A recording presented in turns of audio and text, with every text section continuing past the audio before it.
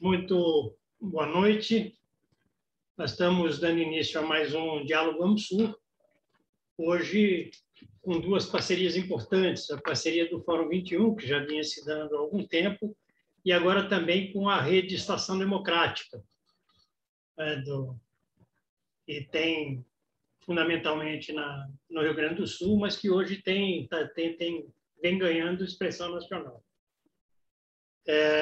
Nós vamos hoje tratar de um tema que a gente já esbarrou nele, inclusive com os próprios palestrantes de hoje, mas que a gente busca um enfoque mais direto, que é o do desmonte da política energética brasileira, não só a de hidrocarbonetos, não só a elétrica, mas toda a área energética vem hoje sofrendo um processo de desmonte importante. E se a gente olha o que está acontecendo com a Petrobras, que vem tendo sua estrutura vertical desmontada, né, que vai da exploração, refino, distribuição. Se a gente olha para o que está acontecendo com a Eletrobras, né, em termos de política energética, no que diz respeito à geração, distribuição, né, ou seja, a perda de consistência disso, o que aconteceu com a energia nuclear, né, que teve a prisão do almirante Otton, e que desmontou também, né, uma política que se vinha desenvolvendo nessa área, a ausência de uma política mais explícita de fontes limpas. Então, nós estamos tendo, portanto, uma gradativa dependência, né, uma reversão da nossa relativa independência que a gente vinha ganhando nessa área há já vários anos. A gente tem um desmonte, né, nesse processo, e é um desmonte que coloca em risco várias coisas, inclusive a soberania nacional. Então, a ideia hoje é dialogar sobre esse tema do desmonte da política energética, e vamos contar, para fazer isso conosco, dois personagens que viveram muito de dentro, né, o processo de construção dessa política e agora acompanham esse desmonte. Vamos estar conosco aqui o José Sérgio Gabrielli, que foi presidente da Petrobras, que já tinha sido antes diretor financeiro de relações com investidores da Petrobras e também foi professor titular da Universidade Federal da Bahia. E estará também conosco o Maurício Tomasquim, que é professor titular da COP, Federal do Rio de Janeiro, mas foi presidente da empresa de pesquisa energética, foi secretário executivo e ministro interino de Minas e Energia nos idos de 2005. Eu vou pedir para que o Vicente Trevas, nosso presidente, faça a abertura dos trabalhos, mas antes disso eu queria solicitar a todas as pessoas que nos assistem pelo YouTube que se inscrevam em nosso canal, que curtam, porque o curtir, né, é importante para a amplificação da penetração do canal, e que também cliquem no sininho para serem informados de todos os novos vídeos que forem sendo postados. Então, sem mais demora, Vicente, com você para a abertura. Muito boa noite a todas e todos.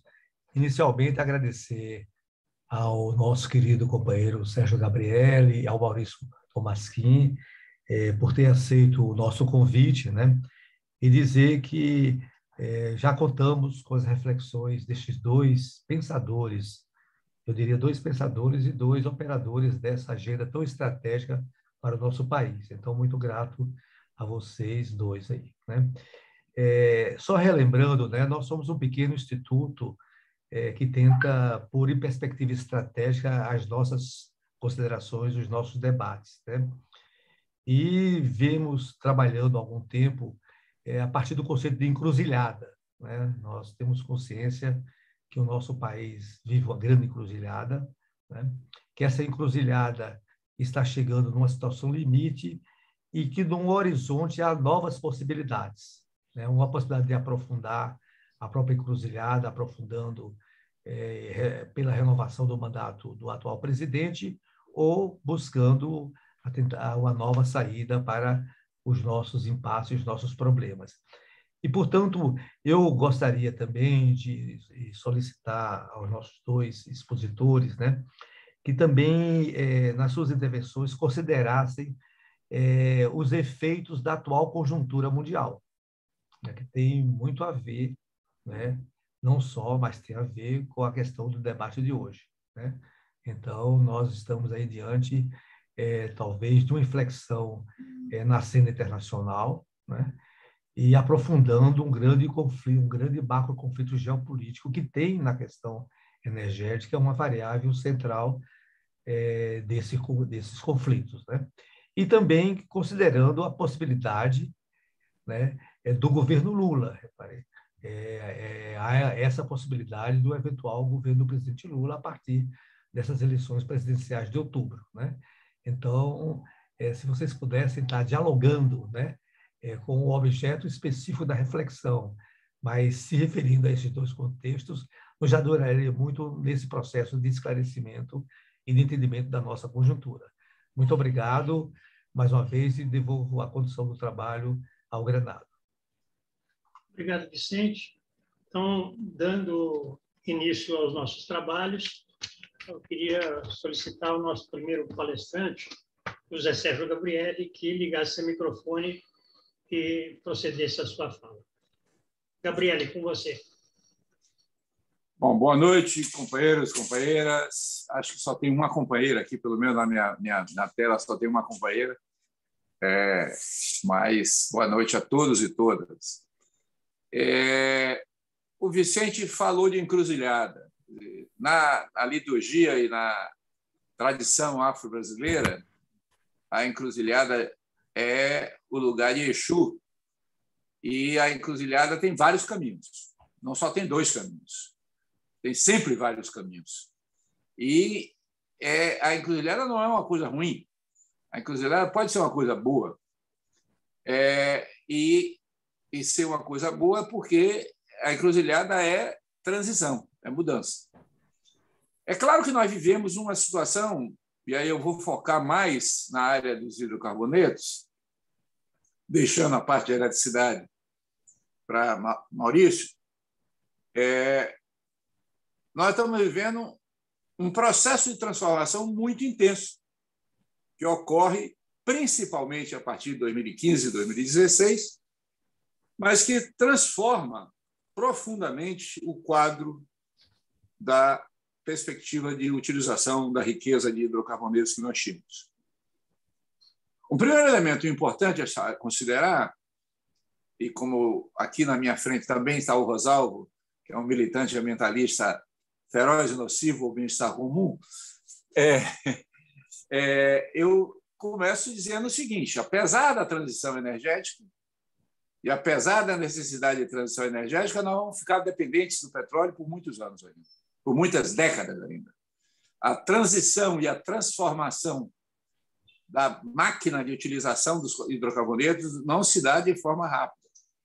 Os motores, máquinas, os materiais de construção, os desenhos urbanos, a mobilidade das pessoas, os modais de transporte, são elementos absolutamente determinantes da tendência de crescimento da demanda de derivados do petróleo no futuro próximo. Portanto, eu acredito que, nas próximas décadas, nós vamos ainda depender muito do petróleo. Talvez tenhamos, sim, uma redução do carvão, apesar de que, nos últimos 2 anos, nós estamos vendo um efeito contrário à redução do carvão. Ao contrário, nós estamos aumentando a demanda de carvão, que é uma coisa muito pior para fins de mudança climática do que o petróleo e do que o próprio gás natural. Então, o primeiro elemento importante a considerar é que nessa encruzilhada que nós vivemos, nós estamos transformando algo num momento em que o mundo ainda vai depender fortemente dessa fonte primária de energia por muitos e muitos anos ainda. O fenômeno do declínio natural da produção vai exigir um acréscimo aí, provavelmente alguma coisa em torno de 4 a 6 milhões de barris de dia nos próximos 30 anos de petróleo novo que tem que entrar no mercado só para substituir o declínio natural dos campos em produção nesse momento. A demanda provavelmente não vai continuar crescendo no mesmo ritmo, mas nós vamos continuar dependentes fortemente do petróleo, mesmo que a intensidade do seu uso aumente, ou seja, mesmo que aumente a eficiência do uso do petróleo nas próprias tecnologias e que haja um aumento absolutamente extraordinário da eletrificação das frotas de veículos leves e veículos pesados, com a introdução de motores elétricos e híbridos em maior quantidade do que estamos nesse momento. Não há dúvida que, do ponto de vista da indústria automobilística, o setor de veículos elétricos e híbridos é o setor que mais cresce, porém, ele parte de uma base muito pequena. Nós estamos aí com a frota de veículos leves hoje em torno de 4 a 5% de veículos elétricos e provavelmente o ritmo de crescimento desses veículos vai levar alguns anos para que seja significativo. E esses veículos ainda encontram, nesse momento, dificuldades no que se refere à armazenagem de eletricidade, porque as baterias ainda são baterias fortemente dependentes do lítio, e o lítio é um metal raro de difícil mineração no mundo, e com limites físicos enormes. Portanto, nós facilmente chegamos a um limite, nesse momento tecnológico, da capacidade de armazenagem. Por outro lado, a extensão de uma rede de atendimento à alimentação dos veículos elétricos via postos de eletricidade para alimentar os carros com mais frequência vai exigir um conjunto de investimentos nas linhas de transmissão que são intensivos em cobre, são intensivos em níquel e são intensivos em ferros, portanto, também terão problemas de limites nos materiais e nos minerais para, se essa frota crescer muito significativamente em relação à frota dos veículos a combustão e compressão. Portanto, eu acho que o primeiro elemento importante é que é falsa a ideia que os bolsonaristas espalham de que o petróleo vai acabar e que nós vamos ficar com um mico no subsolo do Brasil se não explorarmos o mais rápido possível o petróleo brasileiro. Então, o primeiro mito que essa transformação precisa ser desmentida, ao meu ver. O que é que eles fizeram? Eles começaram por uma transformação que aparentemente é uma transformação técnica e boba, mas que tem uma dimensão extraordinária. A primeira mudança que eles fizeram, importante, na área da exploração e produção, foi o fim da obrigação da operação única da Petrobras. A legislação aprovada em 2010 dizia que a Petrobras seria a operadora única de todas as novas áreas do pré-sal brasileiro. Ao colocar a Petrobras com, no mínimo, 30% de todas as novas áreas a serem abertas para a exploração do petróleo brasileiro, isso dava à Petrobras uma escala do tamanho dos reservatórios do pré-sal, que são reservatórios os maiores do mundo, sem sombra de dúvida, a maior reserva de petróleo, potencial de recursos petrolíferos existentes nesse momento, de novos barris de petróleo por descobertas do mundo. Ao tirar a operação única, ele coloca, aparentemente ainda apenas deu uma opção para a Petrobras escolher ou não se vai ser a operadora única, mas com isso ele abre a possibilidade de acelerar os leilões. E foram acelerados os leilões das novas áreas, e novas áreas do pré-sal foram entregues para novas empresas, particularmente para as empresas americanas que estavam fora do pré-sal, mas também para as empresas europeias e para as empresas chinesas, algumas delas em cooperação, em joint ventures com a Petrobras, outras não. Mas o fato é que, ao acelerar e não ter mais a Petrobras como operadora única, a Petrobras perde escala nas suas compras e, consequentemente, ameaça de forma significativa a política de conteúdo nacional.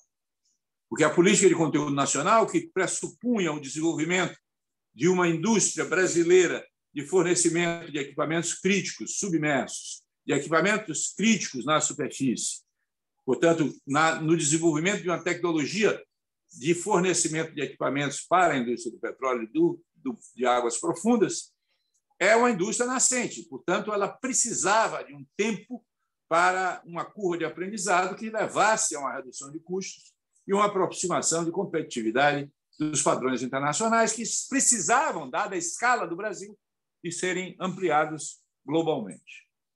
Então, nós perdemos essa chance. Na medida em que você acelerou os processos de licitações sem ter um operador único, abrindo, portanto, várias possibilidades de operadores, e, com isso, você perde escala em cada um deles, de tal maneira que você tem que forçar uma escolha com competitividade internacional e inviabiliza, portanto, o tempo da infância da indústria nascente, típico do desenvolvimento e das teorias do desenvolvimento desde o século XIX, lá nos Estados Unidos, com o LIST, lá nos Estados Unidos. Portanto, nós perdemos essa chance. Então, nós tivemos aí um processo de redução de demanda e diminuição de escala de investimentos. Por outro lado, a Lava Jato, aproveitando-se da crise financeira, que era temporária na Petrobras, havia uma crise financeira, sim, a partir de 2014, os preços do petróleo caem de $107 o barril em dezembro de 2014 para $37 o barril em julho de 2015. Portanto, não há indústria que sofra uma queda desse tamanho do seu preço, do seu principal produto, sem ter uma crise financeira. Ao mesmo tempo que você tem uma elevação enorme da taxa de câmbio, que sai de 1,9 em finais de 2014 e vai para 3,3 no meado de 2014, chegando a quase R$4 o dólar no final de 2015, e uma empresa que era dolarizada em termos de dívida. Então, evidentemente, que você passa a ter uma crise financeira que poderia ser tratada como uma crise financeira de curto prazo via renegociação de dívidas. Aí você tem uma crise reputacional com a Lava Jato, que dificulta as negociações da Petrobras, principalmente durante o ano 2014 e 2015, porque ela fica, inclusive, sem balanço publicado, porque a Price, que era a auditora da Petrobras, inviabiliza a publicação do balanço. Então, ela desmonta a Petrobras e, ao desmontar a Petrobras, ela coloca uma mudança fundamental na estratégia da empresa, que muda de ser uma empresa de energia para ser uma empresa que visa metas exclusivamente financeiras. Então, o plano estratégico aprovado em 2014 e 2015 pela Petrobras coloca como meta estratégica da Petrobras reduzir a taxa de alavancagem, reduzir a dívida e pagar os credores da empresa.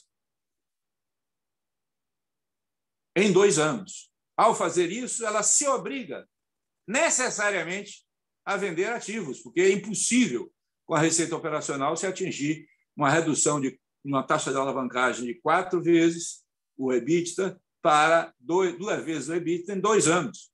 Isso só é possível se você vende ativos numa escala muito alta. Por isso, ela aí monta uma estratégia de sair dos vários setores, desintegrar a empresa e fazer com que a empresa deixe de ser uma empresa integrada de energia, operando na produção de petróleo, na exploração do petróleo, na produção do petróleo, no refino de petróleo, no transporte de petróleo, chegando até a distribuição, para ser uma empresa basicamente concentrada na exploração e desenvolvimento da produção do pré-sal da Bacia de Santos, principalmente. Ela sai praticamente totalmente da operação em terra no Brasil, portanto, ela tem um efeito regional enorme, porque ela sai do Nordeste, se concentra em São Paulo, Rio de Janeiro e Espírito Santo, e também sai das áreas maduras do Rio de Janeiro, da Bacia de Campos. Começa a vender seus campos maduros da Bacia de Campos. Vende a Liquigás, sai do gás natural, vende a BR Distribuidora, sai da distribuição, portanto, quando você vai no posto de gasolina e vê o nome Petrobras lá, é fake news, porque não tem nada a ver mais com a Petrobras, é um contrato de marketing para usar o nome Petrobras numa empresa que é 100% privada. A Petrobras não tem mais nada na Vibra, né, que a BR Distribuidora deixou de existir e agora chama-se Vibra, que é uma empresa 100% privada. E a Petrobras vende 2 de suas refinarias. Quer vender 4 delas. Quer vender a refinaria do Rio Grande do Sul, quer vender a refinaria do Paraná, quer vender a refinaria de Minas Gerais, quer vender a refinaria do Nordeste, já vendeu a refinaria de Manaus, já vendeu a Clara Camarão com a pequena refinaria do Rio Grande do Norte e já vendeu a refinaria da Bahia, que é a segunda maior do Brasil. Então, sai do refino.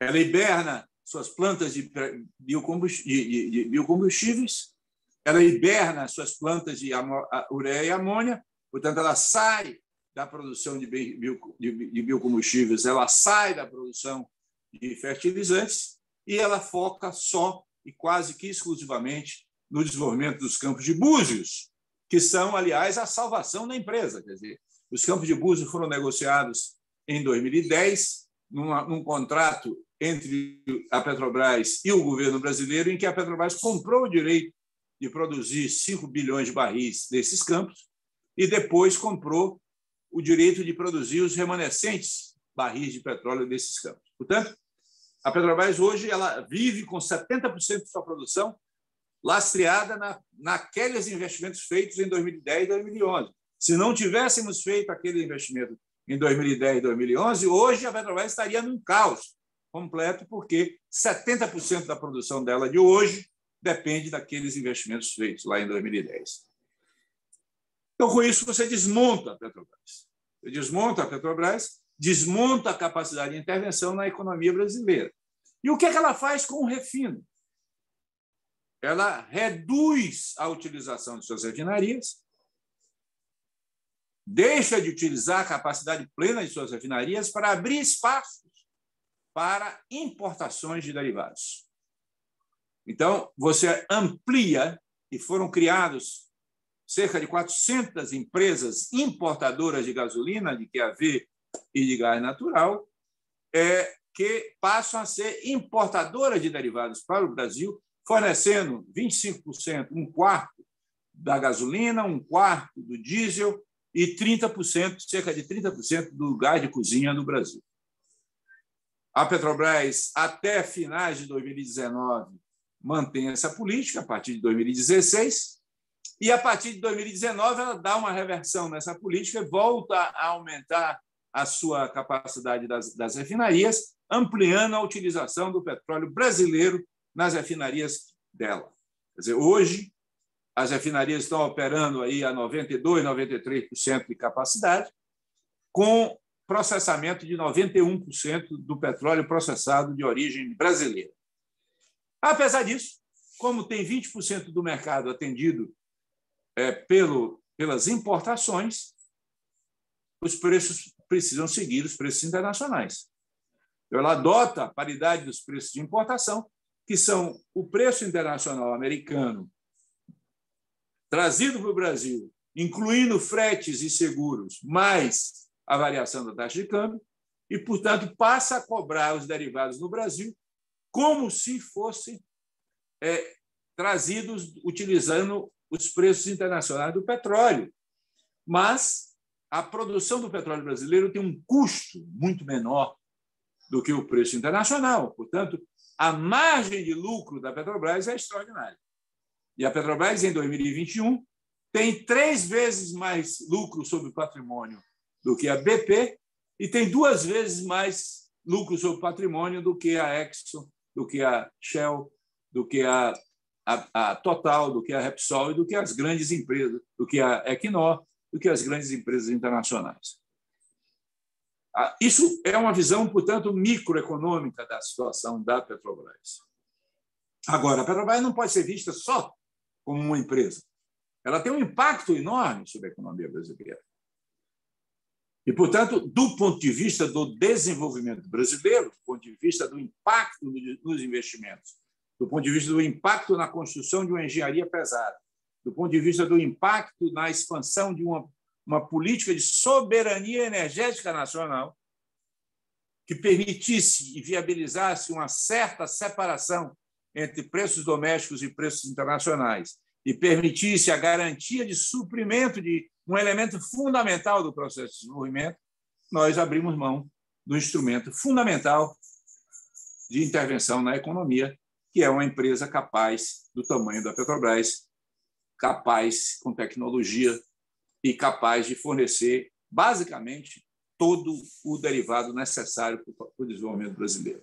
Então, nós abrimos mão da soberania nacional, nós abrimos o país para os preços internacionais, nós desmontamos o tamanho da Petrobras, nós encolhemos os investimentos, reduzimos 5 vezes o plano de investimento da Petrobras e, portanto, transformamos a empresa de uma empresa que seria uma das grandes empresas de energia do mundo numa pequena ou média empresa de exportação de derivado de petróleo cru, voltando ao modelo primário exportador que nós tínhamos. Então, do ponto de vista da encruzilhada, nós estamos na contramão do mercado internacional, que tende a, via grandes empresas, integrar mais as atividades do setor, sabendo que vai haver uma transição energética, portanto, mantendo um pé nas novas tecnologias de energias alternativas, porém, concentrando seus investimentos nas energias fósseis derivadas do petróleo e do gás natural. Além disso, nós tivemos também um desmonte profundo, já para passar a palavra para Maurício, um desmonte muito profundo na intervenção da Petrobras na área da energia elétrica, porque a Petrobras foi o elemento estruturante fundamental da montagem da infraestrutura da rede de gasodutos no Brasil, da rede de unidades de processamento de gás no Brasil, que é uma indústria em rede. Portanto, ela funciona holisticamente, ela funciona como um todo. E, portanto, há uma necessidade, na sua infância, também de uma empresa estruturante, uma empresa locomotiva dos processos de investimento. A reforma que nós vivemos na área da lei do gás tira completamente a Petrobras. O objetivo central da mudança na lei do gás foi tirar a Petrobras da área do gás natural. A Petrobras já vendeu praticamente todas as suas termoelétricas possíveis de serem vendidas, porque mantém apenas aquelas que têm uma integração operacional muito próxima das refinarias, porém, ela deixa de atuar no setor de gás, já vendeu a Gaspetro, portanto, ela está fora da distribuição de 17 estados do Brasil, e ela já vendeu grande parte da propriedade de seus gasodutos no Brasil.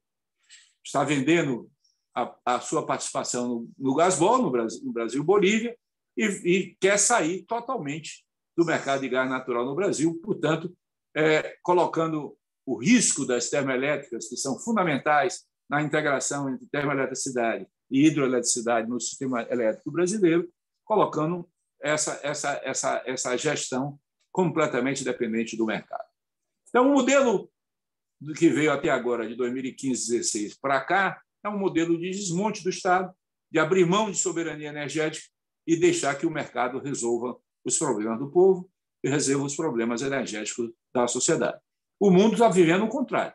A crise da Ucrânia, a guerra da Ucrânia, a crise da retomada pós-Covid da China, mais rápida do que o resto do mundo, tem provocado uma elevação enorme dos preços do gás natural no mundo, o que tem impactado de forma significativa o custo da eletricidade da Europa, o que tem feito a Europa repensar a privatização selvagem que fez em vários dos seus sistemas de regulação energética de vários países da Europa, repensando o papel do Estado e repensando o papel dos governos na segurança energética desses países. A guerra da Rússia com a Ucrânia tem muito a ver com a oferta de gás natural para a Europa, e a Rússia sempre utiliza o seu poderio de hidrocarbonetos, de uma potência de produtora de hidrocarbonetos, como uma arma militar e uma arma geopolítica muito importante. Ou seja, Hidrocarboneto não é uma coisa qualquer, não é uma mercadoria qualquer e não pode ser tratada apenas como um mecanismo de preço para resolver a escassez e o seu papel num projeto de soberania nacional. Acho que com isso eu coloco quase todos os grandes temas de hidrocarbonetos na mesa. E aí passo a palavra para meu amigo Maurício Tomasquim. Muito obrigado, Gabriel. Então, vamos passar mesmo para o Maurício. Maurício, por favor, liga seu microfone.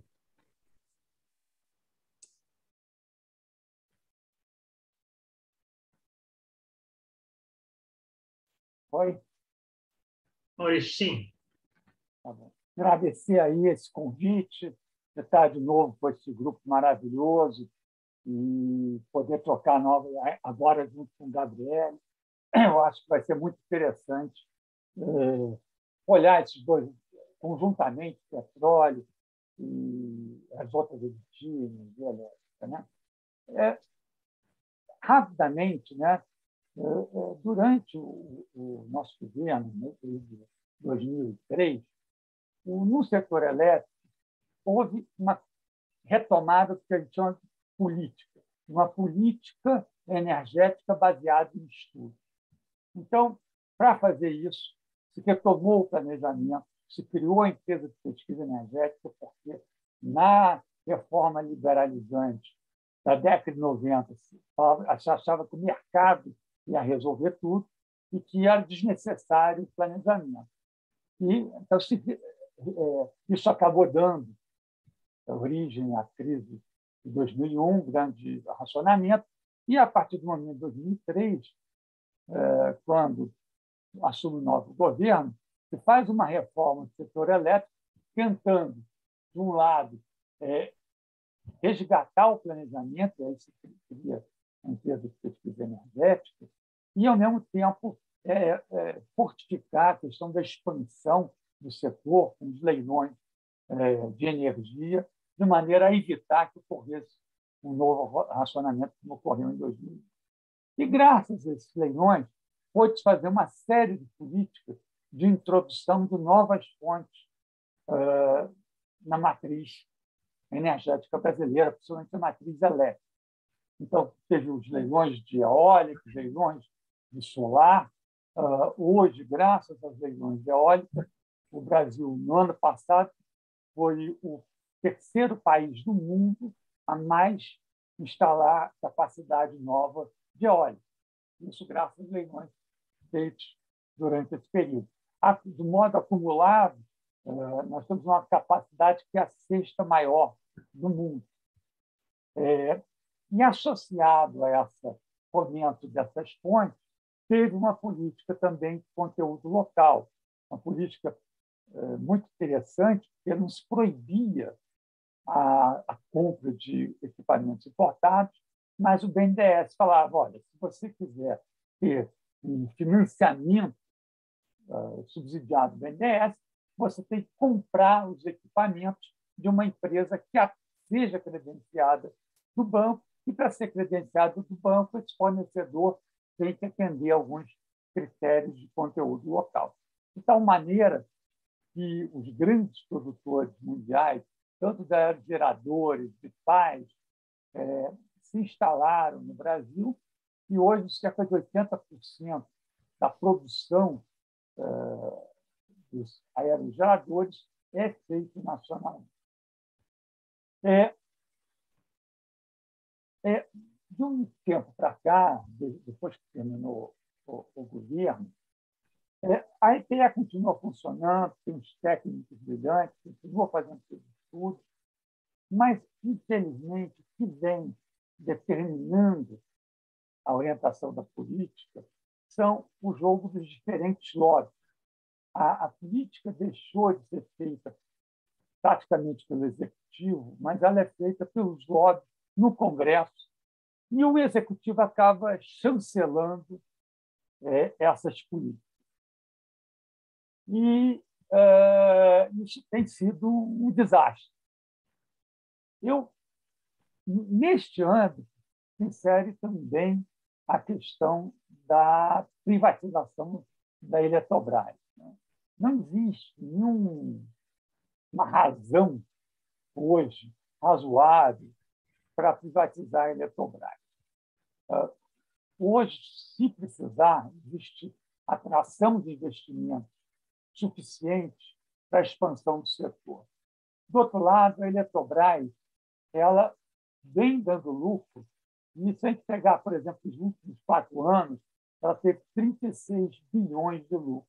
Eu sei que, se for comparar com o setor de petróleo, lá o Gabriel parece pouco, mas para o setor de energia é muito. Só para dar uma ideia, a ENGIE, que é a segunda maior empresa, a ENGIE Brasil, de produção de energia, ela, nesse período, está fazendo a conta, ela teve um lucro de 9 bilhões. Quer dizer, a gente está falando uma geração de lucro para a União bastante expressiva. Se for olhar nesses últimos 4 anos o EBITDA, quer dizer, que mede justamente a quantidade de recursos que a empresa gera, considerando apenas as suas atividades principais, isso é, sem contar rentabilidade de investimentos financeiros e descontos do imposto de renda, esse EBITDA, esse lucro, foi de 59 bilhões de reais nos 4 anos. Então, a gente está falando de empresas que têm gerado, não é um ônus para a União, e que têm gerado lucro para o Estado. A modo que se vai privatizar a Eletrobras é a ideia de criar uma corporação, diluir o poder de voto, determinando no máximo 10% das ações ordinárias com direito a voto possa estar com a gente. Ela aparentemente é interessante, mas ela é interessante para o capital financeiro, que para um operador do setor elétrico, nenhum operador do setor elétrico vai investir numa empresa que ele não controle, não tem a maioria do controle. E o setor elétrico, como o setor de petróleo, são setores que demandam a visão de longo prazo. Você constrói uma hidrelétrica, ela vai dar o fluxo caixa durante 30 anos, vai construir uma eólica durante 20 anos, térmicas, ou eólica offshore, seja o que for, você está olhando o longo prazo. E o capital financeiro, o que ele olha é o lucro no curto prazo. Então, é incompatível você ter uma empresa que seja dominada pelo capital financeiro e a visão de longo prazo que você precisa ter no setor de logística, no setor de infraestrutura qualquer. Bom, além disso, ao contrário do que tem falado, a privatização da Eletrobras ela vai criar um impacto tarifário bastante significativo. Atualmente, o que acontece? Foi feita uma decisão importante em 2012, porque tinham várias hidrelétricas que estavam com a concessão por findar. E essas hidrelétricas, quando termina a concessão, teriam que ser relicitadas e, eventualmente, por exemplo, a Chesf, ela eventualmente perderia todas as usinas. Ela praticamente desapareceria. Estaria o prédio dela lá, mas sem usina. E as outras empresas teriam também uma redução importante dos seus ativos. Agora, uma hidrelétrica ela tem uma vida útil que pode chegar a 30 anos. E ela já está mais que amortizada, chega a 30 anos, não, chega a mais de 60 anos. E já passados os 30 anos que eu fiz de concessão, ela está mais do que amortizada. Então, ela consegue gerar energia por um valor muito baixo. A diferença entre o custo dela de geração e o preço do mercado é como se fosse uma renda hidráulica. Isso o Gabriel entende muito bem que é muito análogo à renda petrolífera, né? Você produz o petróleo por um valor baixo, mas você vende ao preço atualmente de mercado.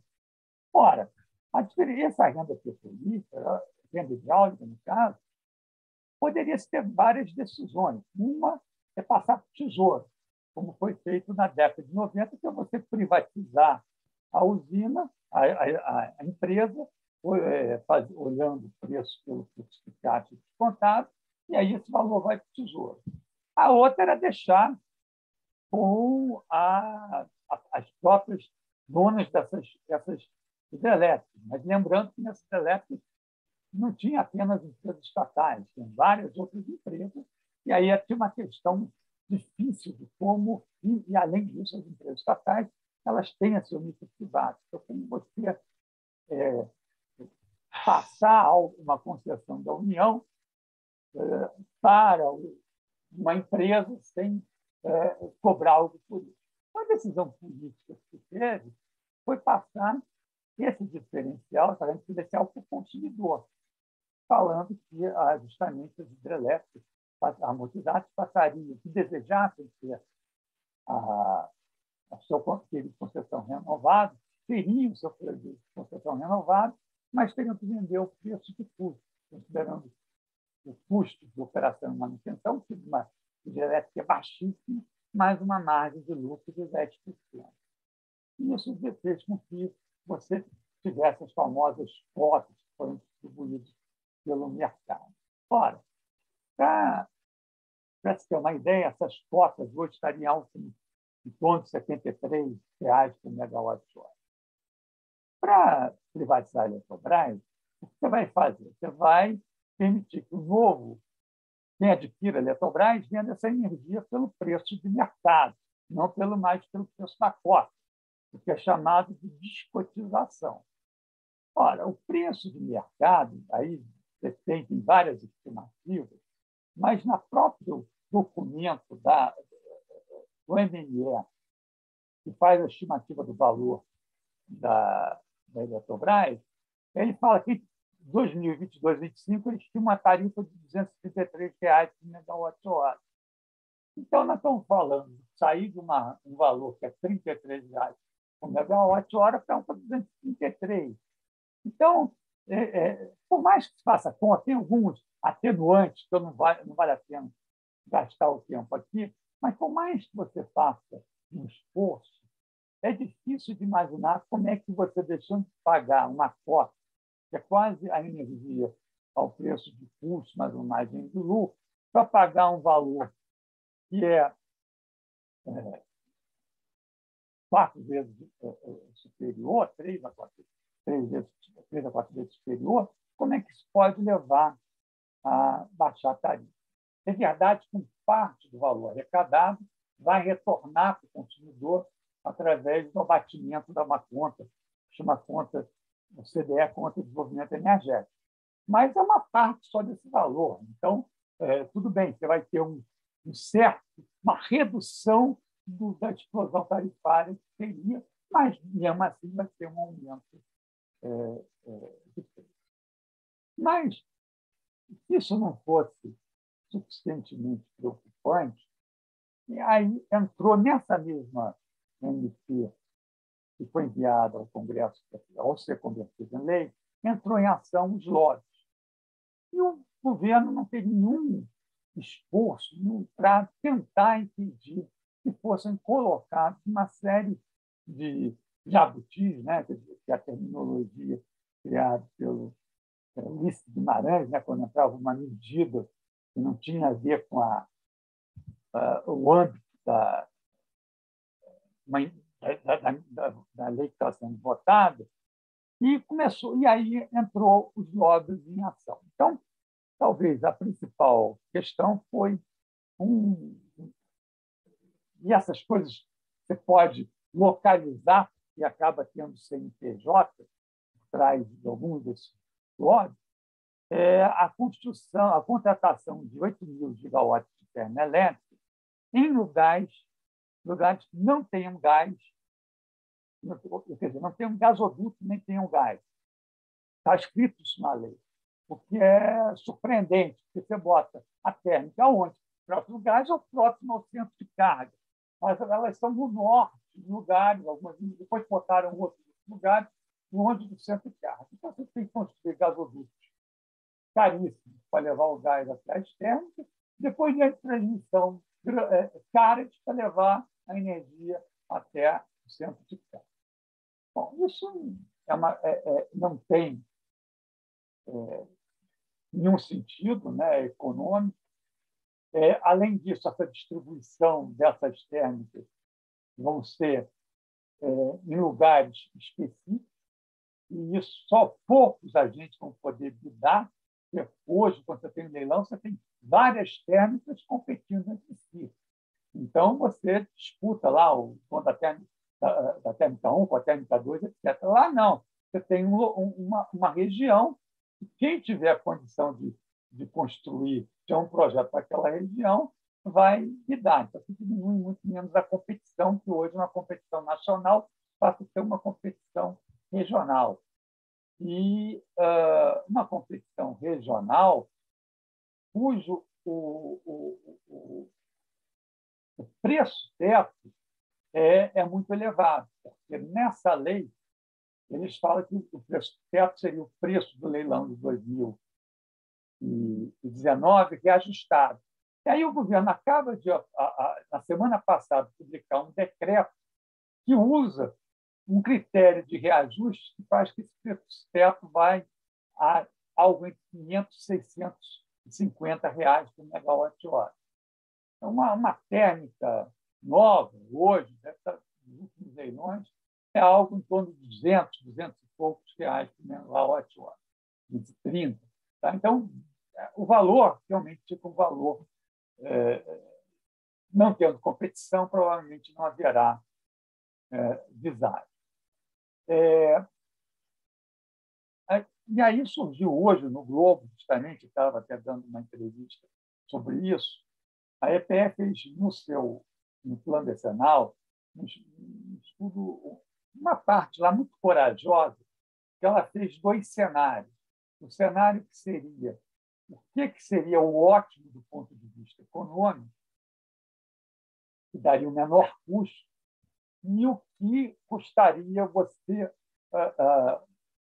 abastecer o sistema com as medidas que foram aprovadas pelo Congresso. E, pela estimativa da EPE, apenas em termos de custo de operação dessas termoelétricas, você vai ter um custo operacional de 56 bilhões a mais do que você teria se você não tivesse essas medidas. Isso não está nem entrado em consideração que os investimentos dessas térmicas são estimados em 18 bilhões. E o que é mais intrigante é que, tudo bem, você às vezes tem um cenário político que não é. Quando você tem uma política nacional, você aceita pagar mais caro. Quando você tem um objetivo, por exemplo, vamos dizer, abater as emissões de gás carbônico. Então, eu vou pagar fontes mais caras porque eu tenho um objetivo estratégico. Mas, nesse caso, o cenário da EPE mostra que as emissões, com a adoção dessa política, das medidas aprovadas pelo Congresso, vão triplicar, quase triplicar, em relação ao que teria sem essa política. Então, ou seja, se jogou o planejamento totalmente para o alto e um lobby no Congresso está deixando aí para ser pago pelos consumidores de energia uma conta muito salgada e uma emissão desnecessária. Mas isso não fica por aí, porque o lobby não foi geral, não foi só. Esse lobby aqui eu não tenho como dizer, mas se alguém for olhar, tem distribuidor de gás, eu não vou dizer nome, daquela região, que interessa ter o gasoduto chegando na sua área de concessão. Vamos pegar agora o caso, o segundo Jabuti, as pequenas centrais hidrelétricas. Então, o lobby das pequenas centrais hidrelétricas botaram lá uma emenda que passou, que cria uma reserva de mercado para essa fonte, falando que 40% a 50% do mercado dos leilões que tem que ser para a contratação de pequenas centrais hidrelétricas. Ora, tudo bem, a pequena central hidrelétrica é uma fonte renovável, tudo bem. Mas, se você pegar eólico solar, você contrata por menos da metade do preço que você tem para contratar uma energia gerada por PCH. Então, por que você cria uma reserva de mercado para um grupo específico? Mas a coisa não fica aí. Em 2003, foi feito o PROINFA, que é o Programa de Fontes Alternativas. Foi um programa importante para o lançamento, para a contratação inicial de eólica, pequenas centrais e biomassa, usinas de biomassa, e foi o que iniciou essas fontes. E se contratou várias usinas por esse programa. E esse programa terminaria agora em 2026. Depois que se contratou essas usinas, com os leilões, os preços despencaram. Ora, essas usinas, que são usinas velhas, já totalmente amortizadas, receberam um preço alto, agora, graças ao Congresso, vão ter mais 20 anos de prorrogação de contrato. Então, você vai estar prorrogando um contrato de um grupo de investidores que construiu uma usina há muito tempo atrás, os preços já pagaram o seu investimento, e você dá para eles mais 20 anos de contrato, sem também nenhuma competição, apenas uma canetada. Mas essa questão dos lobbies, né, ela também faz parte do próprio sistema do Congresso. E para poder angariar votos para aprovar a medida provisória, o que o governo fez? Ele tentou atender as diversas bancadas. Ele falou o seguinte: como parte do recurso da privatização, a Eletrobras vai dar dinheiro para revitalizar o Rio São Francisco, outra parte para a Amazônia Legal, outra parte para a área de Cuba. Eu acho que tudo isso é meritório, é importante, mas, no fundo, o que está fazendo é o consumidor de energia elétrica pagar por projetos de desenvolvimento regional que não necessariamente tem a ver com a questão da energia elétrica em si, que deveria ser paga por recursos do Tesouro, não pela empresa de energia elétrica. E isso acaba o quê? Você está tirando, tornando a tarifa ainda mais cara do que é hoje.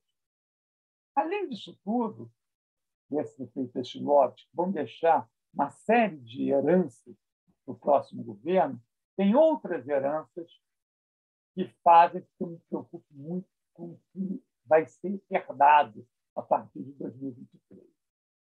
Porque, além desses bilhões todos que eu falei, ainda tem uma outra conta, que foi a conta Covid, que foi uma maneira de preservar a liquidez das empresas distribuidoras e aliviar o impacto da crise na conta de luz, e se deu um empréstimo de quase 15 bilhões para as distribuidoras, que vão ser pagos a partir agora de 23. Além disso, por conta da crise hídrica, as bandeiras tarifárias, que eram para pagar as térmicas, não foram aumentadas no nível necessário. Para cobrir esse rombo, o governo fez um outro empréstimo para a distribuidora de mais 11 bilhões de reais, que também serão pagos a partir de 2023. E, como se não bastasse, o governo ainda na véspera do começo do período úmido, fez uma contratação de térmicas emergenciais, térmicas caríssimas, que vêm embarcadas para funcionar durante poucos anos, foram contratadas para funcionar até 2025. As térmicas muito, muito caras, vêm da Tailândia, de vários lugares, eles ficam percorrendo o mundo e vendendo quando aparece uma oportunidade para países que estão com problemas de energia. E aí simplesmente vai mais uma bagatela de 10 bilhões de reais. E isso com os reservatórios já cheios, porque desde o leilão, eles fizeram um leilão de outubro, a partir de novembro, teve uma quantidade de chuva muito grande, por período úmido, e hoje os reservatórios da região sudeste e centro-oeste estão no maior nível dos últimos 13 anos. Então, a gente é obrigado a pagar por uma térmica emergenciais caríssimas, com os reservatórios cheios.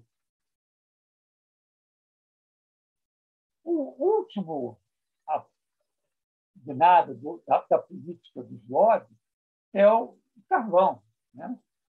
Porque tem uma fonte que o mundo está saindo, que é o carvão, que é o combustível que mais emite, né? O carvão emite 2 vezes mais que o CO2 e o gás natural, por exemplo. E aí o complexo termoelétrico de Jorge Lacerda, Santa Catarina, que tem 3 usinas a carvão, teve lá o apoio do governo e passou no Congresso, em outra medida, de que vai estender o contrato de compra até 2040.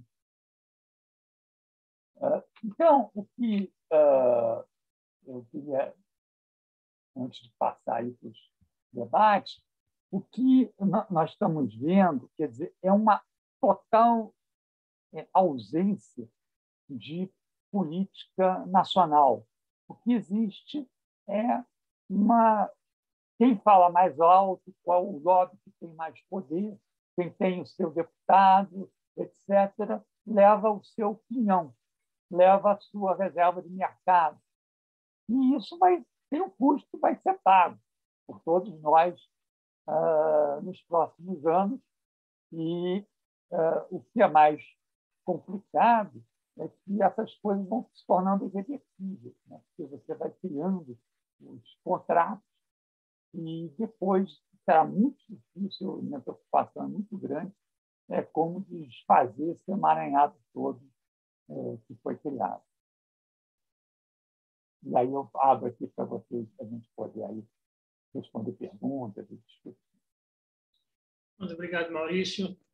Bom, vou então abrir as intervenções e perguntas, mas eu queria fazer já uma primeira provocação, enquanto aguardo que as pessoas se inscrevam, e provocar os nossos 2 debatedores na mão inversa do que foram suas apresentações, ou seja, nós temos um processo de desmonte importantíssimo, mas temos necessidade de retomada da economia brasileira, retomada em novas bases. Nós temos uma economia que foi levada a uma situação de produtora de commodities, exportadora de commodities, importadora de bens e serviços. E a retomada demanda que nós tenhamos energia, a retomada demanda que nós tenhamos uma política energética. E, diante do quadro de desmonte que foi desenvolvido aqui, a minha pergunta para ambos é a de, sim, e agora? E agora? O que a gente faz com esse desmonte que foi provocado?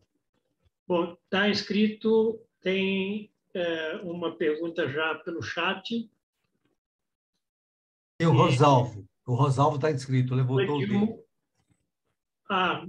de preferência, se levantem a mão, clicando lá em reações, tem lá o raise hand, que aí, assim eu vejo. Tudo bem, Rosalvo.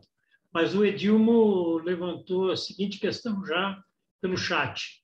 Para o Gabriele, como você disse, duas variáveis importantes para a crise financeira da Petrobras foram o câmbio e a queda do valor do barril. Em que medida o investimento inicial para extração no pré-sal teve influência nessa crise, se é que teve? Rosalvo, com você. Boa noite, companheiros e companheiras. Eu não sou bolsonarista, ao contrário, sou anti-Bolsonaro. Mas eu quero dizer o seguinte, que todos nós sabemos que o petróleo vai acabar, sim, nos próximos 100 anos, 200 anos.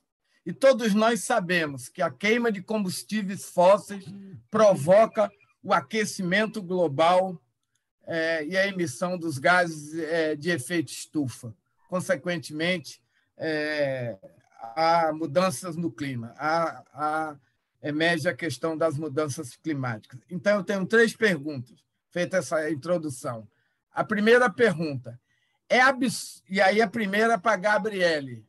A primeira pergunta Gabriele, é absurdo ou radical demais pensar em deixar o petróleo aonde ele está e ser pago por isso, para que ele não seja queimado e produza os gases de efeito estufa numa discussão global sobre as mudanças climáticas, ou usá-lo muito pouco e apenas para fins especiais e muito nobres, como, por exemplo, na medicina.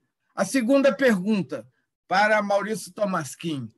A lógica da produção de energia renovável pelas hidrelétricas distorce o sistema de gestão de água no Brasil. Distorce o sistema de gestão de água. E esse sistema de gestão de água vai sofrer as consequências das mudanças climáticas. Então, porque subordina esse sistema de gestão de águas, que deveria ter uma visão de usos múltiplos, por aquele da produção de energia elétrica pelo represamento da água, na medida que deveria prevalecer a necessidade, portanto, de usos múltiplos da água e pouco considera os impactos ambientais e sociais nos locais de existência dessas hidrelétricas. Há populações na miséria e tiveram seus modos de vida violentados, etc, etc, etc. Então, minha pergunta, gestão de águas ou produção de energia renovável? E, por fim, para concluir, e aí vai para os dois, uma para cada um, para os dois, qual deverá ser a Petrobras, portanto, e já que a gente está falando de encruzilhada, a Petrobras do ano 2100 e do ano 2200? Obrigado. Obrigado, Rosalvo. Newton. Eu gostaria de saber dos participantes qual é a avaliação que eles têm sobre a energia nuclear. Porque quando a Alemanha, por exemplo, se vangloria de ter eliminado a produção de energia nuclear, aqui no Brasil tem os defensores da energia nuclear como energia limpa e uma alternativa energética viável. Gostaria de saber a opinião dos palestrantes. Obrigado, Newton. Vicente, com você.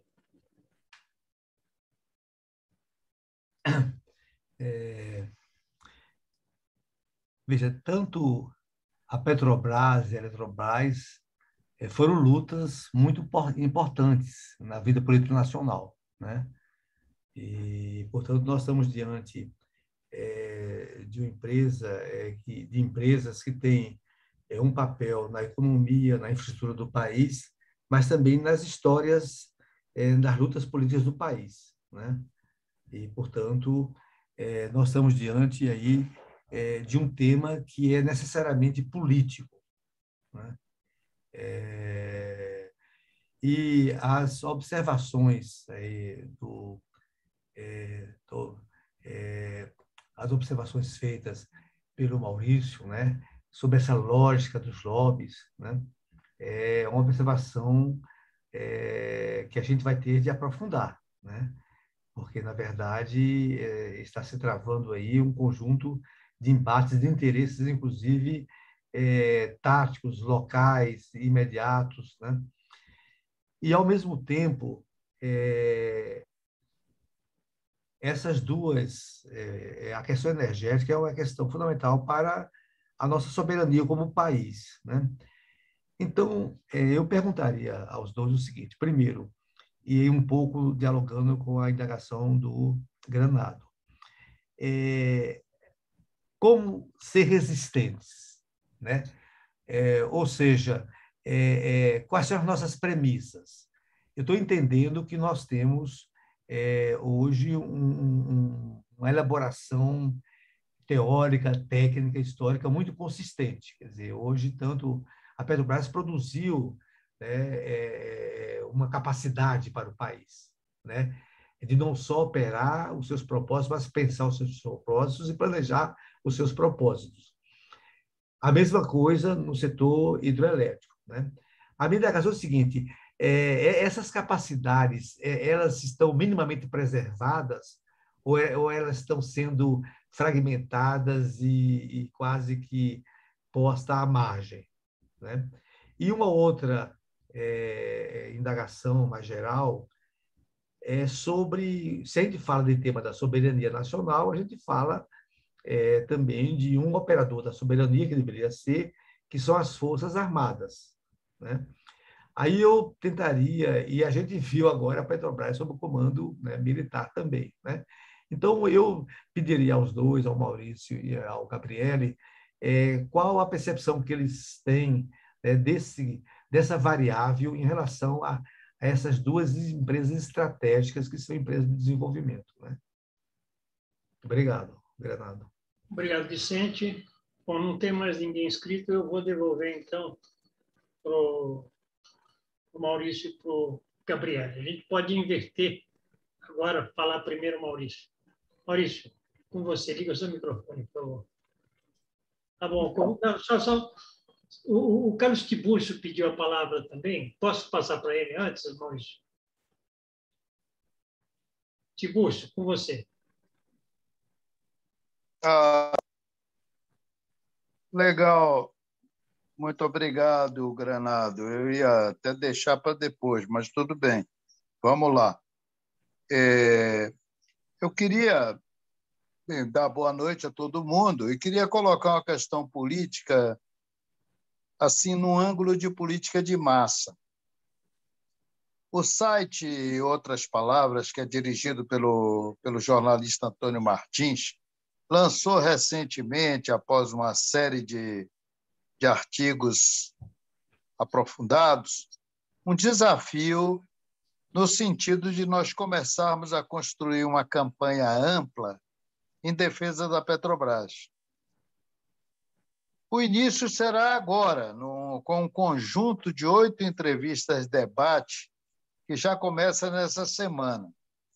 Sindicatos e federações ligadas à Petrobras, aos petroleiros, estão apoiando, e algumas mídias contra-hegemônicas também.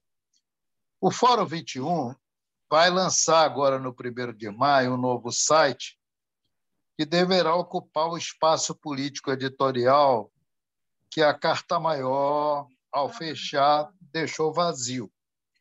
E criou uma editoria só para tratar dessa campanha em potencial. A questão é, na opinião de vocês, há necessidade, espaço e viabilidade para uma campanha de massa que se amplie e faça ecoar de novo a campanha histórica pelo petróleo é nosso? Essa é a questão. Obrigado. Obrigado, Tibúrcio. Só um registro. Em 1954, aos 8 anos de idade, eu cantei o hino nacional da campanha do Petróleo é Nosso. Mas tudo bem. Então, queria passar então para o Maurício. Maurício, com você. Obrigado. Eu vou tentar aqui pegar todas. Eu me esqueci de Granado, mas eu volto depois para você me lembrar. O Rosaldo falou a questão. A primeira endereçou até o Gabriele, mas eu vou me permitir aqui dar meu pitaco, que é essa questão, se é absurdo pensar em deixar o petróleo onde está. Olha, eu tive uma discussão sobre isso. Eu acho que nenhum país vai deixar ter condição de produzir petróleo, vai deixar de produzir o petróleo.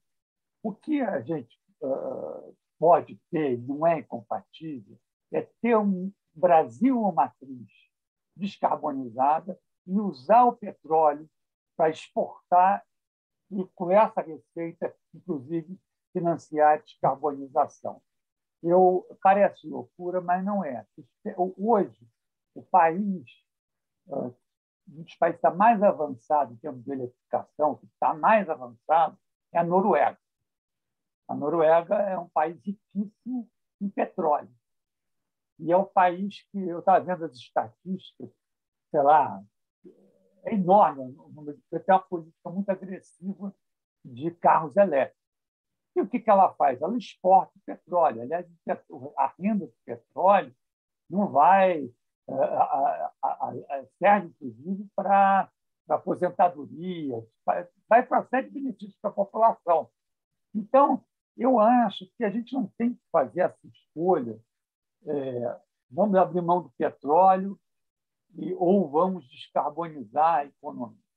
Eu acho que a gente pode manter a produção de petróleo, porque eu concordo, no mundo vai continuar havendo, concordo com o que o Gabriel falou, eu acho que vai continuar havendo uma demanda de petróleo, e investir, já que o Brasil tem boas condições, investir em descarbonizar a primeira matriz elétrica, né? O Biden, nos Estados Unidos, propôs de chegar a uma emissão carbono zero em 2035. O pessoal lá está criticando muito ele, fala que ele uma proposta meio ousada demais. Mas, poxa, o Brasil, se ele pode propor isso, o Brasil tem muito mais condição de propor algo parecido. Né? Está falando do setor elétrico. O setor energético é mais difícil, mas as estimativas da Bloomberg e de outros é que em 2023, 2024, o carro elétrico começa a ser competitivo. É claro que você tem um parque de carros muito grande. Até você substituir esse parque todo, vai levar muitos anos, talvez décadas. Você não vai substituir todo ao mesmo tempo, mas vai começar a aumentar rapidamente essa venda. Então, eu acho que a gente não é ou. Eu acho que a gente vai produzir petróleo enquanto tiver mercado de petróleo, e vai ter mercado durante algum tempo, mas tem que, ao mesmo tempo, agir para tentar descarbonizar a economia, no que for possível. Eu acho que tem espaço para isso. A segunda pergunta sobre a questão da hidrelétrica, a primeira questão do uso múltiplo. Olha, a prioridade do uso da água é para a irrigação, o consumo humano, navegação. Essa é a prioridade. A hidrelétrica funciona assim, né? Ela, só em momentos de muita crise, como teve agora, e a vazão ajuizante para navegação foi reduzida. Você teve redução de navegação lá em São Paulo. Mas, fora isso, a prioridade são os outros setores. Com relação ao impacto sobre as populações, todo empreendimento tem algum impacto, não tem dúvida alguma. O setor elétrico foi muito marcado pelas obras da década de 70, ou antes disso, ainda sob regime militar, e realmente tiveram algumas maneiras. Era uma época que, vamos dizer, se pedia licença. Hoje mudou muito. Hoje, para construir uma hidrelétrica, o número de audiências públicas, de mecanismos de consulta, evoluiu enormemente. Então, a gente agora ficou um estigma, né? De qualquer maneira, apesar disso, infelizmente, eu acho que a gente não vai construir novas hidrelétricas, serão poucas as novas hidrelétricas construídas, porque o estigma é grande, é cada vez mais difícil você construir construir novos. Agora, eu acho que nós fizemos no passado, hoje tem um valor muito grande. Os reservatórios das hidrelétricas é que justamente permite a gente botar as fontes intermitentes. Porque quando você está com vento, você gera energia eólica, nos momentos de sol, você gera energia solar, com a biomassa, gera energia da biomassa, e você vai armazenando água no reservatório. Quando você não tem, o vento não está ventando, é de noite, ou não tem safras de cana para gerar biomassa, você usa essa água do reservatório para gerar energia. Então, os nossos reservatórios que são construídos são a grande bateria do nosso sistema elétrico. Eles têm valores elétricos, prestam esse serviço de maneira muito importante. Qual deverá ser a Petrobras? A gente tem, olha, eu não sei, é uma área mais do KBL, mas minha visão é que as empresas de petróleo estão cada vez mais se tornando empresas de energia. Eu estou trabalhando muito com a questão da eólica offshore. E Petrobras estava olhando, parou, agora mas chegou a olhar para isso, mas Shell está forte nisso, Total está forte nisso. Todas as grandes empresas estão olhando para isso. Por quê? Porque elas têm muita experiência logística de atuar offshore. Então, existe uma sinergia entre a atividade delas offshore e a atividade de offshore de petróleo com a atividade de geração de energia elétrica. Então, eles estão entrando pesadamente nisso. E vão entrar em hidrogênio, por exemplo. Hidrogênio, você tem o hidrogênio verde, você pode juntar justamente a eólica offshore, fazer eletrólise da água e produzir hidrogênio, mas você também tem o hidrogênio azul, que é usar o gás natural e usar o CCS, né, para você capturar o CO2 e produzir. Isso tudo vai vir. Então, eu acho que as empresas de petróleo já estão se transformando em empresas de energia e vão evoluir nesse sentido. O Newton perguntou a avaliação sobre energia nuclear. Hoje, de manhã, também participei do Nuclear Summit, né, um evento nuclear patrocinado pela Bidan, e a nuclear está numa encruzilhada. O que acontece? A questão da descarbonização trouxe muito a nuclear de volta, porque o nuclear ele não emite gases do efeito estufa. Além disso, por conta da guerra da Ucrânia, alguns países estão revendo a questão do nuclear. A Bélgica, que ia se desfazer de 2 usinas, tomou a decisão de voltar atrás. E a Alemanha, o ministro de Energia, que também é meio ambiente, falou que não se oporia se atrasasse. Eles iam fechar a última usina agora, no final desse ano. Eles estão discutindo a possibilidade de fechar, de retardar isso. Além disso, a França e a Inglaterra anunciaram planos de novas usinas nucleares. Eu tenho dúvidas no Brasil com essa tecnologia. Acho que nosso problema no Brasil é justamente que as usinas demoram quase o triplo do tempo a ser construídas e saem por o triplo ou quádruplo do preço. Então, enquanto a gente não resolve as usinas nucleares, infelizmente, o nosso histórico, digamos, 1, 2 e 3, é muito ruim. Então, a gente vai ter que, se for voltar a fazer algo nuclear, tem que se fazer de uma outra maneira do que foi feito até agora.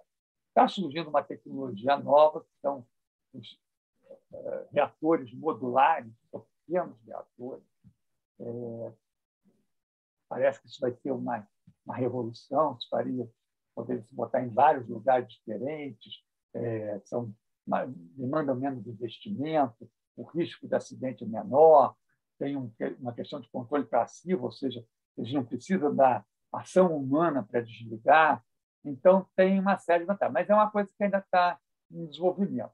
Nós temos no Brasil uma abundância de opções, mas eu não fecharia a porta à nuclear. Eu acho que a gente está estudando, a gente tem a 6ª reserva de urânio do mundo, e o Brasil está entre os 13 países do mundo que enriquece urânio, então, pequeno. Se a gente considerar o país que tem urânio enriquece, está num clube ainda menor.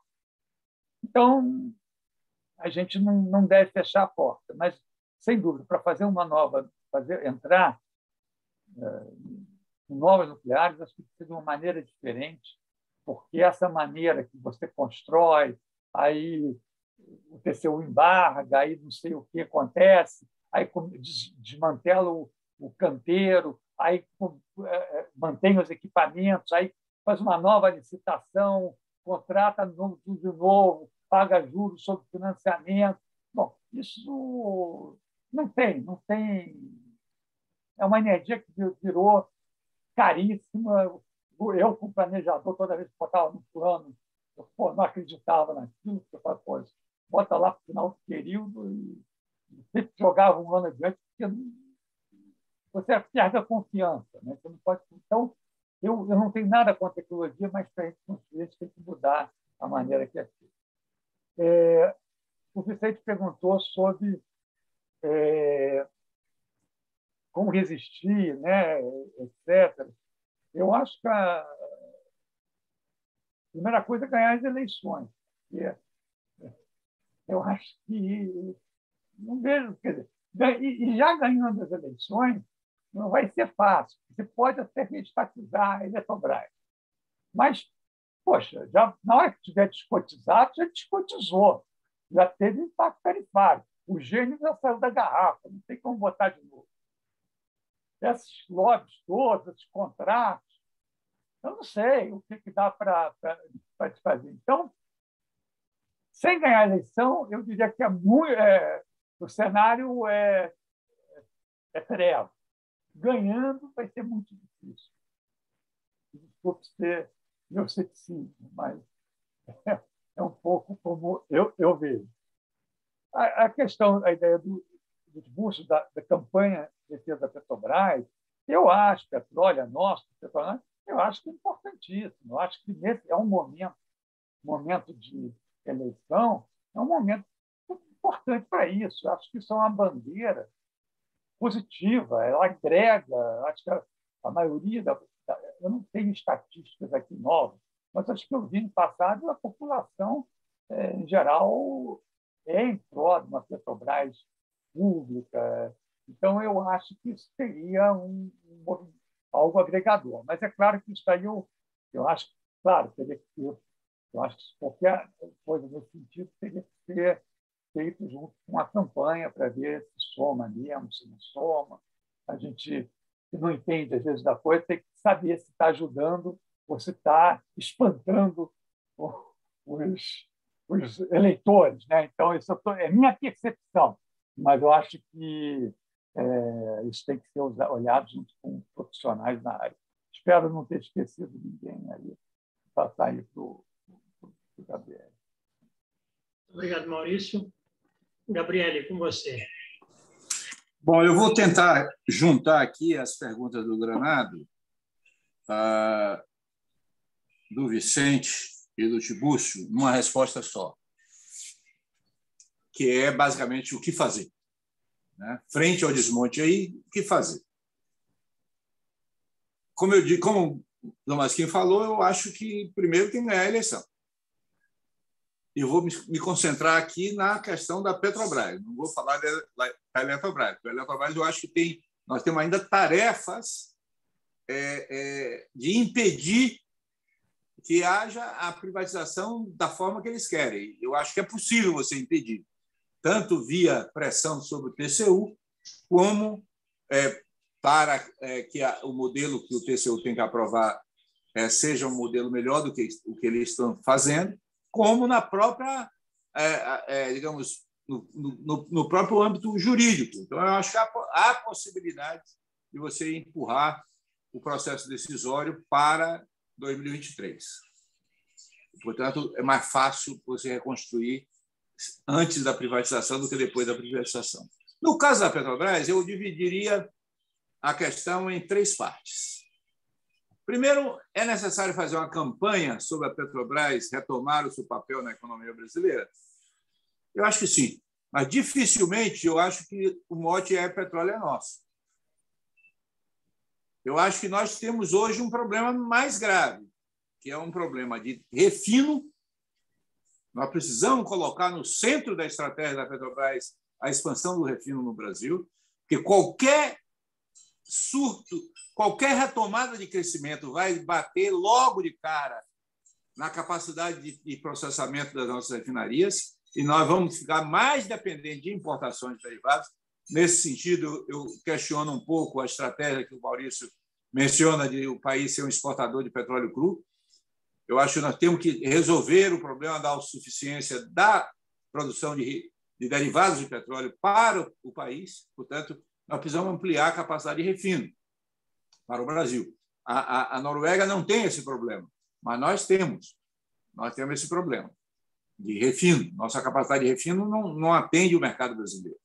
Então, nós temos que crescer, nós temos que colocar, pelo menos, no horizonte de 4 anos, aí, a iniciar a construção de mais uma refinaria grande, refinaria complexa, uma refinaria integrada com a petroquímica e uma refinaria que seja capaz de processar derivados nas especificações necessárias para o Brasil. Então, o primeiro elemento é retomar o papel do refino. O segundo elemento que eu acho que é fundamental é você modular, é você ajustar no tempo a abertura das novas áreas do pré-sal. Quer dizer, não acho que a gente precise acelerar a abertura de novas áreas do pré-sal.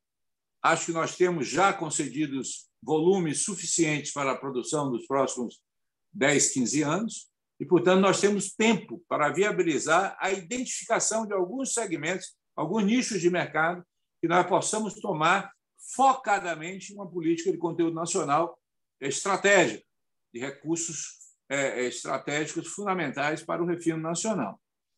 O terceiro elemento importante desse modelo de reconstrução da Petrobras é retomar a integração da empresa. Eu acho que com isso nós temos que voltar a empresas a ter uma lógica de ser uma empresa integrada que produz petróleo, refina petróleo, transporta petróleo e distribui petróleo, o que significa que nós temos que ter uma estratégia para a distribuição. Ou seja, nós não temos mais a BR distribuidora, nem temos a Liquigás. E está sendo vendida a Transpetro. Então, nós temos que repensar um pouco a lógica aí do downstream e do midstream.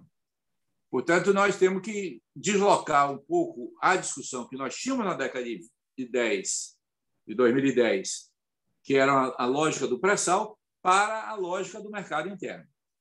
No mercado interno, fora da Petrobras, nós temos que ter algumas medidas na direção da transição energética. Nós temos que incentivar a expansão do transporte ferroviário, temos que incentivar a expansão do transporte fluvial e nós temos que avançar na eficiência energética das construções, em particular na área de ar-condicionado. Então, nós temos do calor, não é nem do frio, como é no hemisfério norte, porque nós temos que avançar muito nessa área. E temos, porque o futuro do petróleo vai ser crescentemente na sua transformação industrial e menos na mobilidade. Eu não sei, Rosalvo, qual vai ser a Petrobras de 2100. Eu imagino qual vai ser a Petrobras de 2040, 2050, mas fora daí eu não consigo imaginar o que vai ser. Eu diria que o petróleo mundialmente vai cair dos seus 37% das fontes primárias de energia para alguma coisa em torno de 27%, 28%, vai cair 10 pontos percentuais das fontes primárias de energia, mas vai continuar com 27%, 28% de um volume que é maior do que o que é hoje. Portanto, o petróleo vai ter um papel importante. E o Brasil está em cima da maior reserva disponível. Tá certo? Quer dizer, nós já tivemos uma experiência. Eu, pessoalmente, acompanhei de perto, porque tive várias vezes lá no Equador, discutindo com o Rafael Correa, essa tese de que o mundo vai bancar você deixar o petróleo debaixo da terra. Eu dizia, presidente, não tem chance. O mercado financeiro não vai fazer isso. Não há a menor chance de você conseguir captar recursos para bancar a não exploração do petróleo. Entendeu? Não vai existir isso. Não tem como você mobilizar recursos financeiros para isso. Portanto, ao contrário dessa tese, todos os grandes países do mundo, inclusive o Equador, que abandonou essa hipótese, passam a ter uma política de utilizar os recursos que dispõem. O petróleo, como já dizia o fundador da OPEP, né, o ministro venezuelano, que é um dos fundadores da OPEP, o petróleo pode ser a bênção de Deus ou o excremento do diabo. Tá certo? Ela pode fazer um problema. E um dos maiores problemas que o petróleo tem é o volume de recursos que ele mobiliza e inviabilizar outras atividades. Então, se não tiver uma política pública firme para diversificar a economia e fazer parte da transição energética, nós não vamos conseguir avançar nessa área. O Tomasquim lembrou aí a questão da produção eólica offshore. É claro que, geralmente, os projetos de produção eólica offshore são mais próximos da costa, que não é o caso do nosso pré-sal, que está a 300 quilômetros, 400 quilômetros de distância da costa, porque tem problemas de transmissão aí para trazer a energia gerada para a terra. Mas, de fato, há uma complementariedade de experiência que eu acho que precisa ser trabalhada nessa questão. Então, respondendo ao Granado, o quadro é possível mudar? É possível mudar a estratégia. Quando? Aí nós vamos ter alguns problemas. Porque o mandato dos atuais membros do Conselho de Administração da Petrobras vai até abril de 2023. Portanto, de janeiro a abril de 2023, dificilmente, a não ser que eles renunciem, nós vamos conseguir mudar significativamente a estratégia da Petrobras. Mas um elemento fundamental de mudança é a mudança da estratégia da Petrobras, a mudança do plano estratégico da Petrobras, deixando de ter uma preocupação com a geração de caixa de curto prazo para pagar dividendos e reduzir a alavancagem, para se tornar, de novo, uma empresa de energia focada na expansão do refino. Então, é possível, sim, fazer isso. Respondendo a Tiburcio, a iniciativa que o Antônio Martins, a EPET, estão fazendo, eu acho que tem um outro componente que eu queria discutir aqui. Eu acho que é inviável uma estratégia de comprar as ações de volta da Petrobras. Esse é o segundo elemento do problema. Eu acho que a retirada da Petrobras do mercado internacional, ela, nesse quadro que nós vamos ter de 23 a 26, é uma estratégia de muito alto custo do recurso público, que não acho que a melhor seria mais eficiente você usar esse recurso para outros fins que não passar esse recurso para os acionistas internacionais que são donos das ações da Petrobras. Acho que dificilmente nós teremos correlação de força. Aliás, como quase ninguém teve no mundo, nem o próprio Lênin, lá em 1917, teve para simplesmente, na tora, tomar o capital das empresas internacionais. Tá certo? Não acho que é viável tomar na tora, como diz aqui na Bahia, as ações, você teria que pagar, e isso é um volume de dinheiro extraordinariamente elevado que o Brasil não deveria, ao meu ver, jogar. Isso é uma diferença que eu tenho com alguns companheiros da EPET, com alguns companheiros da FUP, com o senador Requião e outros companheiros que defendem essa estratégia de retomada das ações da Petrobras. Portanto, reconstrução da Petrobras, sim, é possível. Campanha para uma Petrobras nacional voltada para o refino é possível, mas eu acho que uma campanha para retomar uma Petrobras 100% estatal, eu acho muito difícil ocorrer. É possível retomar alguns ativos que foram privatizados? Com batalhas jurídicas, sim. É possível retomar alguns dos ativos privatizados, mas não vai ser uma coisa de curto prazo e, portanto, precisa ser pensada em quais são os inimigos que nós vamos ter. O segundo elemento que eu acho que seria importante responder, portanto, é de que eu não concordo que o petróleo vai acabar porque vai acabar o petróleo. O petróleo vai acabar porque vai deixar de ser utilizado, ou seja, porque vai aparecer alternativa no uso, e não porque o petróleo vai fazer. Só para dar um número, a Venezuela tem 246 anos de reserva sem fazer nenhuma inovação significativa no processo de recuperação dos seus campos. A Arábia Saudita tem 90 anos de reserva hoje, sem fazer nenhum avanço em recuperação avançada. O mundo tem hoje em torno de 79 anos de reserva de petróleo, sem levar em conta inovações importantes que aumentam a recuperação. Só para dar um número para vocês, as tecnologias médias hoje recuperam 20% do petróleo do subsolo. 80% do petróleo fica debaixo da terra. Portanto, esses números podem ser multiplicados por 4. Então, nós temos aí petróleo para 300 anos, 400 anos ainda. Então, dificilmente ele vai acabar porque vai acabar o petróleo. Vai acabar porque na demanda vai se encontrar alternativas. Energia nuclear. Além dos elementos que o Tomasquim falou, eu queria chamar a atenção de 2 outros elementos que me parece que são os limitadores principais da energia nuclear. O primeiro é a segurança. Quer dizer, a energia nuclear ela não emite gases de efeito estufa, mas tem um problema de segurança. Os acidentes são catastróficos.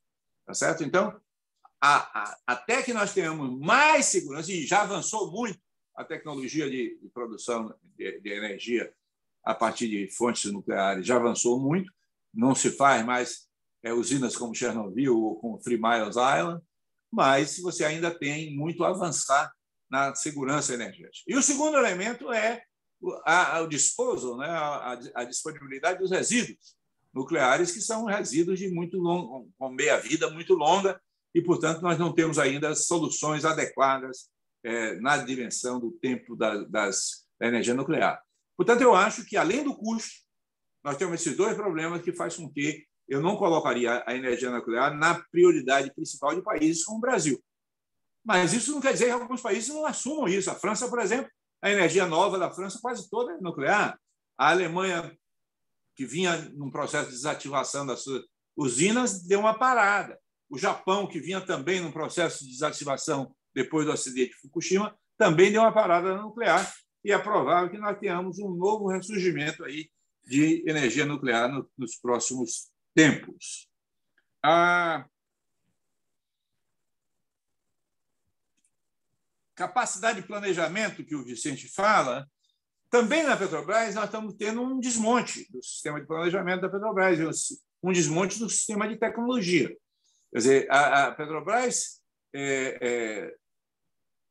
da década de 10, era uma Petrobras que investia pesadamente em tecnologia e desenvolvia tecnologia tanto nos seus laboratórios internos, nos CEMPs, no centro próprio da Petrobras, como montou uma rede aí de mais de 70 universidades e centros de pesquisa com financiamento intensivo de laboratórios e de capacidade tecnológica. Tudo isso está sendo desmontado. A Ilha do Fundão, onde o Tomasquim é professor, era um centro de desenvolvimento do maior do mundo para a área do pré-sal e para reservatório carbonático. Hoje é um deserto comparado ao que era. Tá certo? Nós tínhamos trazido para cá laboratórios das maiores empresas do mundo dessa área.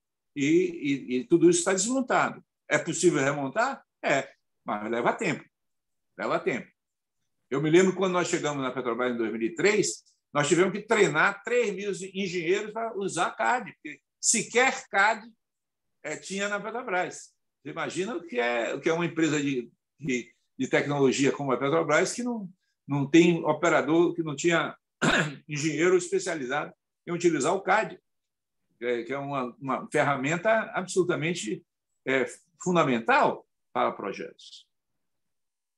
Isso tudo está sendo desmontado. A engenharia da Petrobras está desmontada. Está desmontada pelo Lava Jato e está desmontada por uma decisão de comprar no mercado os seus produtos. Eu acho que o grande problema nosso que nós vamos ter é uma opção de política econômica. O modelo de desenvolvimento nosso vai ser um modelo que vai depender das importações de derivados. Nós vamos continuar acreditando que basta importar petróleo, derivado de petróleo, desde que a gente tenha renda, mesmo que seja com exportação de petróleo cru, ou vamos ter uma autonomia que seja capaz de isolar o país, tanto em termos quantitativos quanto em termos de preço, o mercado interno do mercado internacional. Isso é uma opção de projeto de desenvolvimento. Isso é uma opção de soberania nacional e, portanto, é preciso ganhar a eleição primeiro para depois fazer essa mudança. Acho que respondi a todo mundo, né? Acho que sim. Obrigado. Não, falta uma pergunta aqui, que foi O companheiro falou sobre o investimento do pré-sal foi responsável pela crise financeira da Petrobras. Eu acho que não, companheiro. O investimento da Petrobras no pré-sal foi o investimento que mais rentabilidade deu para a Petrobras. O contrato da sanção onerosa é extraordinariamente lucrativo para a Petrobras. O que é que talvez tenha afetado, sim, você pode ter razão, foi o tamanho dos investimentos em refino e o tempo de maturação desses projetos de investimento do refino. Eu acho, fazendo uma avaliação de hoje, eu acho que nós fomos um pouco exagerados no projeto de refino no Brasil. Nós queríamos fazer 5 refinarias em 5 anos, o que era talvez um pouco pesado demais para a engenharia brasileira e para a própria Petrobras em termos de gestão de projetos. Talvez a gente tenha que reduzir isso para uma refinaria nos próximos 5 anos. E aí, com isso, a gente minimizaria os efeitos financeiros dos investimentos. Mas não foi o investimento do pré-sal, pelo contrário. O investimento do pré-sal é a salvação da lavoura, é o que garante a Petrobras hoje. Obrigado, Gabriele.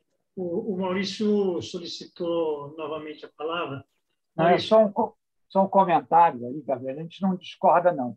Quando eu falei da Noruega e de exportar, eu estou falando do saldo entre a produção e todo o consumo doméstico. Eu estou supondo que a gente construiu refinarias e o consumo doméstico está sendo atendido. O saldo, por que eu falo isso? Porque a projeção é que a gente vai, em 2030, estar produzindo 5,3 milhões de barris por dia. E vai estar exportando algo como mais de 3 milhões de barris por dia, 3,4, que a EPE está projetando. A Petrobras talvez seja algo parecido. Então, o que eu estou entendendo da crítica dos que falam para a Petrobras diminuir a produção de petróleo bom, vamos deixar de exportar, etc. Eu acho que não.